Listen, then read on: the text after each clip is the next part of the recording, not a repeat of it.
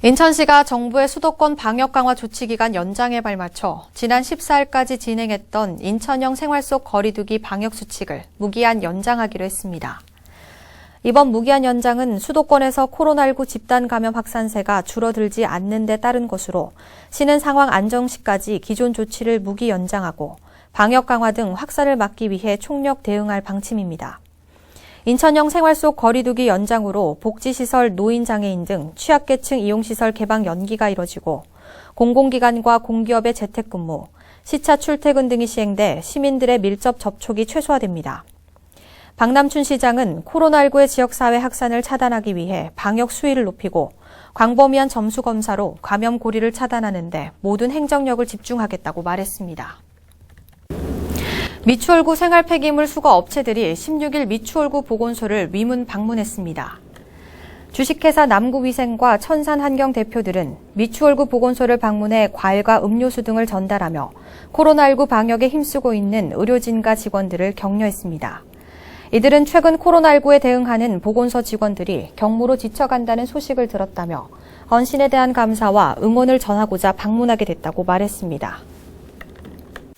인천시가 미추홀구에 거주하며 부천의 한 어린이집에 근무하는 교직원 A씨와 자녀 B양이 코로나19 확진 판정을 받았다고 17일 밝혔습니다. A씨는 부천시 확진자와 접촉한 뒤 지난 10일부터 가래와 인후통 증상이 나타났으며 딸 B양도 가래와 발열 등의 증상이 나타나 선별진료소를 방문해 검체 검사 결과 양성 판정을 받았습니다. 방역당국은 17일 B양이 재학 중인 숭이초 운동장에 워크스루 선별진료소를 설치하고 교직원과 학생, 병설 유치원생 등 총 438명의 검사를 진행했습니다. 또 연수구에 거주하는 카자흐스탄 국적의 C씨가 확진 판정을 받았는데 C씨는 지난 15일 카자흐스탄에서 인천공항으로 입국한 뒤 연수구 보건소 선별진료소를 방문해 검체 검사 결과 양성 판정을 받았습니다.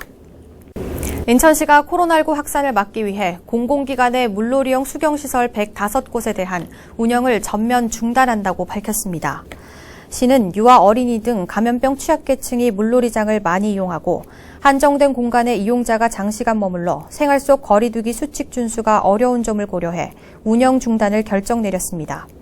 인천시는 민간이 관리하는 114개 물놀이용 수경시설에서는 운영을 최대한 자제하도록 권고하고 불가피하게 운영할 때는 방역 지침을 준수하도록 관리할 방침입니다. 인천시 관계자는 코로나19 상황이 종료될 때까지 수경시설 관리자와 이용객 모두 방역 지침을 꼭 지켜주길 바란다고 말했습니다. 등교 중인 1학년생이 코로나19 확진 판정을 받은 숭이초등학교에 교직원과 학생들이 검사에서 모두 음성 판정을 받았습니다. 인천시 교육청은 숭이초 학생 318명과 교직원 124명, 기타 인원 11명을 포함한 453명이 검체 검사에서 모두 음성 판정을 받았다고 18일 밝혔습니다.